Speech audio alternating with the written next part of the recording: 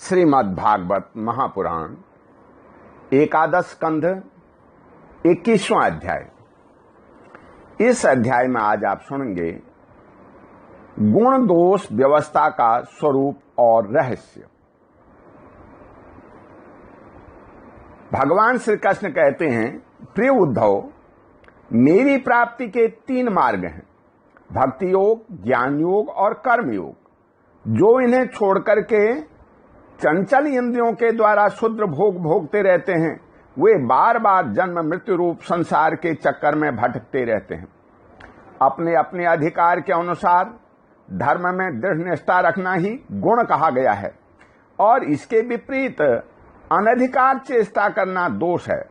तात्पर्य यह है कि गुण और दोष दोनों की व्यवस्था अधिकार के अनुसार की जाती है, किसी वस्तु के अनुसार नहीं। वस्तुओं के समान होने पर भी शुद्धि अशुद्धि, गुण दोष और शुभ अशुभ आदि का जो विधान किया जाता है, उसका अभिप्राय यह है कि पदार्थ का ठीक ठीक निरीक्षण परीक्षण हो सके और उनमें संदेह उत्पन्न करके ही यह योग्य है कि अयोग्य। स्वाभाविक प्रवृत्ति को नियंत्रित संतुलित किया जा सके, उनके द्वारा धर्म संपादन कर सके, समाज का व्यवहार ठीक ठीक चला सके और अपने व्यक्तिगत जीवन के निर्वाह में भी सुविधा हो। इससे यह लाभ भी है कि मनुष्य अपनी वासना मूलक सहज प्रवृत्तियों के द्वारा इनके जाल में न फंस करके शास्त्रानुसार अपने जीवन को नियंत्रित और मन को वशीभूत कर लेता है। निष्पाप उद्धव, यह आचार मैंने ही मनु आदि का रूप धारण करके धर्म का भार ढोने वाले कर्म जड़ों के लिए उपदेश किया है। पृथ्वी, जल, तेज, वायु, आकाश, ये 5 ही ब्रह्मा से लेकर के पर्वत वृक्ष पर्यंत सभी प्राणियों के शरीर में मूल कारण है। इस तरह वे सब शरीर की दृष्टि से तो समान हैं ही, सबका आत्मा भी एक ही है। प्रिय उद्धव, यद्यपि सबके शरीर के पंचभूत समान हैं, फिर भी वेदों ने इनके वर्णाश्रम आदि अलग अलग नाम और रूप इसलिए बना दिए हैं कि ये अपनी वासना मूलक प्रवृत्तियों को संकुचित करके नियंत्रित करके धर्म, अर्थ, काम, मोक्ष इन 4 पुरुषार्थों को सिद्ध कर सकें।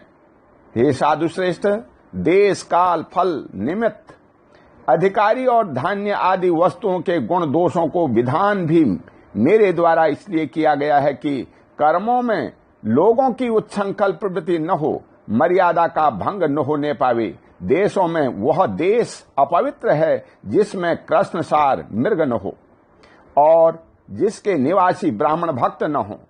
कृष्णसार मृग के होने पर भी केवल उन प्रदेशों को छोड़कर जहां संत पुरुष रहते हैं कीकट देश अपवित्र ही है। संस्कार रहित और ऊसर आदि स्थान भी अपवित्र ही होते हैं। समय वही पवित्र है जिसमें कर्म करने योग्य सामग्री मिल सके तथा कर्म हो सके। जिसमें कर्म करने की सामग्री न मिले, आगंतुक दोषों से अथवा स्वाभाविक दोष के कारण जिसमें कर्म ही न हो सके, वह समय अशुद्ध है। पदार्थों की शुद्धि और अशुद्धि द्रव्य, वचन, संस्कार, काल, महत्व अथवा अल्पत्व से भी होती है। जैसे कोई पात्र जल से शुद्ध और मूत्रादि से अशुद्ध हो जाता है, किसी वस्तु की शुद्धि अथवा अशुद्धि में शंका होने पर ब्राह्मणों के वचन से वह शुद्ध हो जाती है, अन्यथा अशुद्ध रहती है। पुष्पादि जल छोड़ने से शुद्ध और सूंघने से अशुद्ध माने जाते हैं। तत्काल का पकाया हुआ अन्न शुद्ध और बासी अशुद्ध माना जाता है। बड़े सरोवर और नदी आदि का जल शुद्ध और छोटे गड्ढों का अशुद्ध माना जाता है। इस प्रकार क्रम से समझ लेना चाहिए। शक्ति, अशक्ति, बुद्धि और वैभव के अनुसार भी पवित्रता और अपवित्रता की व्यवस्था होती है। उसमें भी स्नान और उपयोग करने वाले की आयु का विचार करते हुए ही अशुद्ध वस्तुओं के व्यवहार का दोष ठीक तरह से आंका जाता है। जैसे धनी, दरिद्र, बलवान, निर्बल, बुद्धिमान, मूर्ख उपद्रवपूर्ण और सुखद देश तथा तरुण एवं वृद्धावस्था के भेद से शुद्धि और अशुद्धि की व्यवस्था में अनंतर पड़ जाता है। अनाज, लकड़ी, हाथी दांत आदि, हड्डी, सूत, मधु, नमक, तेल, घी आदि, रस, सोना, पारा आदि तेजस पदार्थ, चाम और घड़ा आदि मिट्टी के बने पदार्थ समय पर अपने आप हवा लगने से, आग में जलाने से, मिट्टी लगने से अथवा जल में धोने से शुद्ध हो जाते हैं। देश, काल और अवस्था के अनुसार कहीं जल, मिट्टी आदि शोधक सामग्री के संयोग से शुद्धि करनी पड़ती है, तो कहीं कहीं एक एक से भी शुद्धि हो जाती है। यदि किसी वस्तु में कोई अशुद्ध पदार्थ लग गया हो तो छीलने से या मिट्टी आदि मलने से जब उस पदार्थ की गंध और लेप न रहे और वह वस्तु अपने पूर्ण रूप से आ जाए तब उसको शुद्ध समझना चाहिए। स्नान, दान, तपस्या, वय, सामर्थ्य, संस्कार, कर्म और मेरे स्मरण से चित्त की शुद्धि होती है। इनके द्वारा शुद्ध होकर के ब्राह्मण, क्षत्रिय और वैश्य को विहित कर्मों का आचरण करना चाहिए। गुरु मुख से सुनकर भली भांति हृदयंगम कर लेने से मंत्र की और मुझे समर्पित कर लेने से कर्म की शुद्धि होती है। हे उद्धव जी, इस प्रकार देश, काल, पदार्थ, कर्ता, मंत्र और कर्म इन छयों के शुद्ध होने से धर्म और अशुद्ध होने से अधर्म होता है। कहीं कहीं शास्त्र विधि से गुण दोष हो जाता है और दोष गुण, जैसे ब्राह्मण के लिए संध्या बंधन, गायत्री जप आदि गुण हैं, परंतु शूद्र के लिए दोष है। और दूध आदि का व्यापार वैश्य के लिए विहित है, परंतु ब्राह्मण के लिए अत्यंत निषिद्ध है। एक ही वस्तु के विषय में किसी के लिए गुण और किसी के लिए दोष का विधान गुण और दोषों की वास्तविकता का खंडन कर देता है और इससे यह निश्चय होता है कि गुण दोष का यह भेद कल्पित है। जो लोग पतित हैं वे पतितों का सा आचरण करते हैं जो उन्हें पाप नहीं लगता, जबकि श्रेष्ठ पुरुषों के लिए वह सर्वथा त्याज्य होता है। जैसे गृहस्थों के लिए स्वाभाविक होने के कारण अपनी पत्नी का संग पाप नहीं है, परंतु सन्यासी के लिए घोर पाप है। हे उद्धव जी, बात तो यह है कि जो नीचे सोया हुआ है वह गिरेगा कहाँ। वैसे ही जो पहले से ही पतित है उसका अब और पतन क्या होगा। जिन जिन दोषों और गुणों से मनुष्य का चित्त उपरत हो जाता है उन्हीं वस्तुओं के बंधन से वह मुक्त हो जाता है। मनुष्यों के लिए यह निवृत्ति रूप धर्म ही परम कल्याण का साधन है, क्योंकि यही शोक, मोह और भय को मिटाने वाला है। हे उद्धव जी, विषयों में कहीं भी गुणों का आरोप करने से उस वस्तु के प्रति आसक्ति हो जाती है। आसक्ति होने से उसे अपने पास रखने की कामना हो जाती है और इस कामना की पूर्ति में किसी प्रकार की बाधा पड़ने पर लोगों में परस्पर कलह होने लगता है। कलह से असह्य क्रोध की उत्पत्ति होती है और क्रोध से समय अपने हित अहित का बोध नहीं रहता, अज्ञान छा जाता है। इस अज्ञान से शीघ्र ही मनुष्य की कार्याकार्य का निर्णय करने वाली व्यापक चेतना शक्ति लुप्त हो जाती है। हे साधु, चेतना शक्ति अर्थात स्मृति के लुप्त हो जाने पर मनुष्य में मनुष्यता नहीं रह जाती, पशुता आ जाती है और वह शून्य के समान अस्तित्वहीन हो जाता है।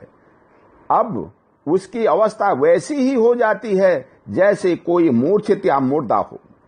ऐसी स्थिति में न तो उसका स्वार्थ बनता है और न तो परमार्थ। विषयों का चिंतन करते करते वह विषय रूप हो जाता है। उसका जीवन वृक्षों के समान जड़ हो जाता है। उसके शरीर में उसी प्रकार व्यर्थ श्वास चलता रहता है जैसे लुहार की धौंकनी की हवा। उसे न अपना ज्ञान रहता है और न किसी दूसरे का। वह सर्वथा आत्म वंचित हो जाता है। हे उद्धव जी, यह स्वर्ग आदि रूप फल का वर्णन करने वाली श्रुति मनुष्यों के लिए उन लोगों को परम पुरुषार्थ नहीं बतलाती, परंतु बहिर्मुख पुरुषों के लिए अंतःकरण शुद्धि के द्वारा परम कल्याणमय मोक्ष की विवक्षा से ही कर्मों में रुचि उत्पन्न करने के लिए वैसा वर्णन करती है। जैसे बच्चों से औषधि के रूप में उत्पन्न करने के लिए रोचक वाक्य कहे जाते हैं, बेटा प्रेम से गिलोय का काढ़ा पी लो तो तुम्हारी चोटी बढ़ जाएगी। इसमें संदेह नहीं कि संसार के विषय भोगों में, प्राणों में और सगे संबंधियों में सभी मनुष्य जन्म से ही आसक्त हैं और उन वस्तुओं की आसक्ति उनकी आत्मोन्नति में बाधक एवं अनर्थ का कारण है। वे अपने परम पुरुषार्थ को नहीं जानते, इसलिए स्वर्ग आदि का जो वर्णन मिलता है वह ज्यों का त्यों सत्य है। ऐसा विश्वास करके देव आदि योनियों में भटकते रहते हैं और फिर वृक्ष आदि योनियों के घोर अंधकार में पड़ते हैं।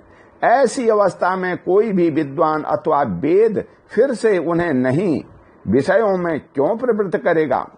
दुर्बुद्धि लोग, कर्मवादी, वेदों का यह अभिप्राय न समझकर कर्मासक्तिवश पुष्पों के समान स्वर्ग आदि लोकों का वर्णन देखते हैं और उन्हीं को परम फल मान करके भटक जाते हैं। परंतु वेद वेता लोग श्रुतियों का ऐसा तात्पर्य नहीं बतलाते। विषय वासनाओं में फंसे हुए दीनहीन लोभी पुरुष रंग बिरंगे पुष्पों के समान स्वर्गादि लोकों को ही सब कुछ समझ बैठते हैं। अग्नि के द्वारा सिद्ध होने वाले यज्ञ यागादि कर्मों में ही मुग्ध हो जाते हैं। उन्हें अंत में देवलोक, पृथलोक आदि की ही प्राप्ति होती है। दूसरी ओर भटक जाने के कारण उन्हें अपने निज धाम आत्मपद का पता नहीं लगता। प्यारे उद्धव, उनके पास साधना है तो केवल कर्म की और उसका कोई फल है तो इंद्रियों की तृप्ति। उनकी आंखें धुंधली हो गई हैं, इसी से वे यह बात नहीं जानते कि जिससे इस जगत की उत्पत्ति हुई है, जो स्वयं इस जगत के रूप में है, वह परमात्मा मैं उनके हृदय में हूं। यदि हिंसा और उनके फल मांस भक्षण में राग ही हो, उनका त्याग न किया जा सकता हो तो यज्ञ से ही करें। यह परिसंख्या विधि है, स्वाभाविक प्रवृत्ति का संकोच है, संध्या बंधन आदि के समान अपूर्व विधि नहीं है। इस प्रकार मेरे परोक्ष अभिप्राय को न जानकर विषय लोलुप पुरुष हिंसा का खिलवाड़ खेलते हैं और दुष्टतावश अपनी इंद्रियों की तृप्ति के लिए वध किए हुए पशुओं के मांस से यज्ञ करके देवता, पितर तथा भूत पतियों के यजन का ढोंग करते हैं। हे उद्धव जी, स्वर्ग आदि परलोक स्वप्न के दृश्यों के समान हैं। वास्तव में वे असत हैं, केवल उनकी बातें सुनने में बहुत मीठी लगती हैं। सकाम पुरुष वहां के भोगों के लिए मन ही मन अनेकों प्रकार के संकल्प कर लेते हैं और जैसे व्यापारी अधिक लाभ की आशा से मूल धन को भी खो बैठता है, वैसे ही वे सकाम यज्ञों द्वारा अपने धन का नाश करते हैं। वे स्वयं रजोगुण, सत्वगुण या तमोगुण में स्थिर रहते हैं और रजोगुणी, सत्वगुणी और तमोगुणी इंद्रियादि देवताओं की उपासना करते हैं। वे उन्हीं सामग्रियों से उतने ही परिश्रम से मेरी पूजा नहीं करते। वे जब इस प्रकार की पुष्पिता वाणी, रंग बिरंगी मीठी मीठी बातें सुनते हैं कि हम लोग इस लोक में यज्ञों के द्वारा देवताओं का यजन करके स्वर्ग में जाएंगे और वहां दिव्य आनंद भोगेंगे, उसके बाद जब फिर हमारा जन्म होगा तब हम बड़े कुलीन परिवार में पैदा होंगे, हमारे बड़े बड़े महल होंगे और हमारा कुटुंब बहुत सुखी और बहुत बड़ा होगा, तब उनका चित्त शुद्ध हो जाता है और इन हेकड़ी जताने वाले घमंडियों को मेरे संबंध की बातचीत भी अच्छी नहीं लगती। हे उद्धव जी, वेदों में 3 कांड हैं, कर्म, उपासना और ज्ञान। इन तीनों कांडों के द्वारा प्रतिपादित विषय है ब्रह्म और आत्मा की एकता।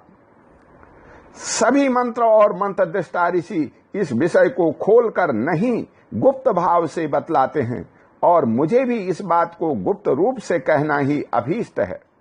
वेदों का नाम है शब्द ब्रह्म, वे मेरी मूर्ति हैं, इसी से उनका रहस्य समझना अत्यंत कठिन है। वह शब्द ब्रह्म परा, पश्यंती और मध्यमा वाणी के रूप में प्राण, मन और इंद्रियमय है। समुद्र के समान सीमा रहित और गहरा है। उसकी था लगाना अत्यंत कठिन है। इसी से जैमिनी आदि बड़े बड़े विद्वान भी उसके तात्पर्य का ठीक ठीक निर्णय नहीं कर पाते। हे उद्धव, मैं अनंत शक्ति संपन्न एवं स्वयं अनंत ब्रह्म हूं। मैंने ही वेद वाणी का विस्तार किया है।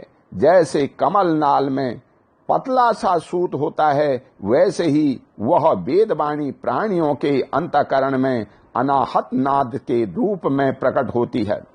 भगवान हिरण्यगर्भ स्वयं वेद मूर्ति एवं अमृतमय हैं।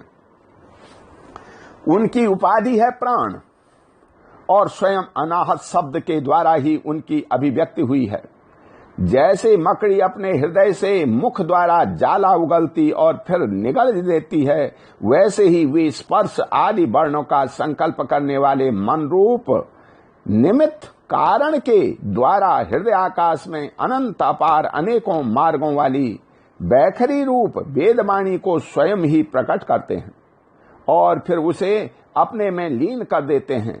वह वाणी हृदयगत सूक्ष्म ओंकार के द्वारा अभिव्यक्त स्पर्श क से लेकर के म तक, स्वर अ से औ तक, ऊष्मा स स श ह और अंतस्थ य र ल व इन वर्णों से विभूषित है।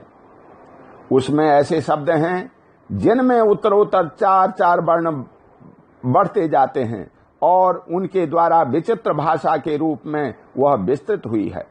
चार चार अधिक वर्णों वाले छंदों में से कुछ ये हैं: गायत्री, उष्णिक, अनुष्टुप, बृहति, पंक्ति, त्रिष्टुप, जगति, अतिछंद, अत्यष्टि, अति जगति और विराट।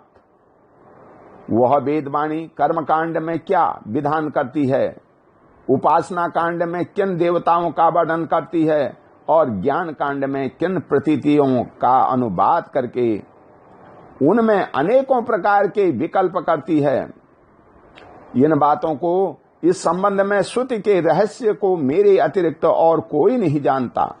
मैं तुम्हें स्पष्ट बतला देता हूं। सभी श्रुतियां कर्म कांड में मेरा ही विधान करती हैं। उपासना कांड में उपास्य देवताओं के रूप में वे मेरा ही वर्णन करती हैं और ज्ञान कांड में आकाश आदि रूप से मुझ में ही अन्य वस्तुओं का आरोप करके उनका निषेध कर देती हैं। संपूर्ण श्रुतियों का बस इतना ही तात्पर्य है कि वे मेरा आश्रय लेकर मुझ में भेद का आरोप करती हैं, माया मात्र कह करके उसका अनुवाद करती हैं और अंत में सबका निषेध करके मुझ में ही शांत हो जाती हैं और केवल अधिष्ठान रूप से मैं ही शेष रह जाता हूं। ओम शांति। बोल श्री कृष्ण भगवान की जय।